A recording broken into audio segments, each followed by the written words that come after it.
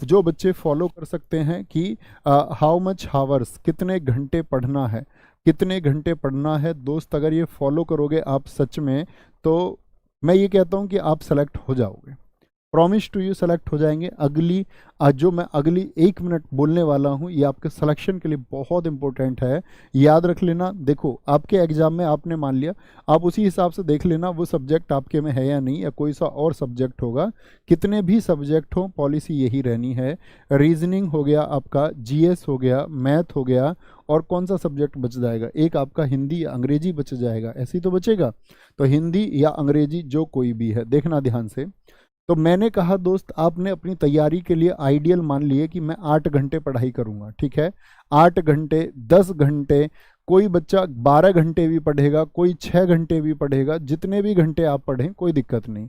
बात यह है कि उतने में बात बनेगी या नहीं बनेगी, ठीक है, इतनी बात में कोई दिक्कत। अब ध्यान से देख लेना, ध्यान से देखना इस बात को कि दोस्त इतनी बात आप समझना कि जीएस के लिए अब चारों सब्जेक्ट जब बराबर आए, बच्चे क्या गलती करते हैं कि किसी बच्चे का मैथ अच्छा होता है, बोले गुरुजी मैं मैथ के क्वेश्चन बना लेता हूं, तो मैं उनसे अक्सर बात करता हूं कि मैथ आपका इतना अच्छा क्यों है, उसने बोला कि जी मैंने एक समय पर 3-3, 4-4, 5-5 घंटे मैथ को दिए हैं, ठीक है, क्योंकि रीजनिंग आसान विषय है उसको बच्चे बना लेते हैं।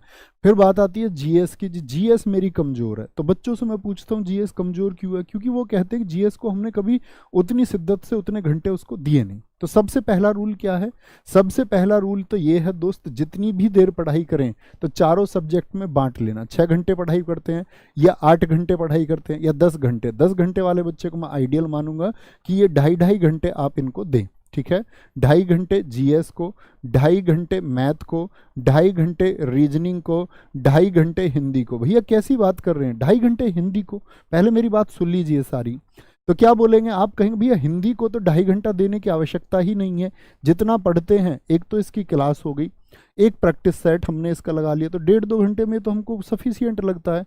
तो दोस्त कुछ तो टाइम यहाँ से बचाओगे ना, यहाँ से कुछ तो टाइम बचाओगे, यहाँ से जितना मान के चलिए आपने यहाँ से 1 घंटा बचा लिया 2.5 घंटे में से, तो ये 1 घंटा कहाँ पहुँचा देना है, ये 1 घंटा पहुंचा देना है जिस सब्जेक्ट में आपकी कमजोरी है। तो यहाँ +1 आवर हो गया, मान के चलो जिसका जीएस कमजोर है, ठीक है।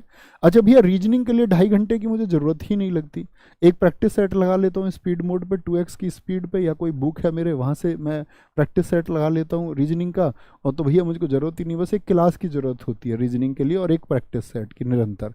अगर मैं कहूँ इसके लिए भी आपको 1.5 घंटे यदि आप देते हैं, 1.5 से 2 घंटे, तो काफ़ी होगा। फिर बचा 1 घंटा, उसको भाई इसमें मैथ्स को दे दो या जीएस को दे दो, इस तरह से देना है, ठीक है। तो समझ गए मेरी बात को, थम्स अप करिए। हम लोग क्या करते हैं, गलती ये करते हैं कि हम लोग मैथ को पढ़ रहे हैं 4 घंटे, ठीक है, तो मैथ तो अच्छा हो ही जाएगा, ये गलत तरीका है। फिर बाकी सब्जेक्ट का रेशियो बनाइए, जो सब्जेक्ट अच्छा होता जाए, जिन लोगों का मैथ अच्छा है वो मैथ को एक प्रैक्टिस सेशन बनाते रहिए, अतिरिक्त मैथ करने की जरूरत नहीं है आपको, बुक से बना लीजिए। तो समय आपको उस सब्जेक्ट के लिए बचाइए जो आपका कमजोर है, उसको कमजोर मत रहने दीजिए, ठीक है।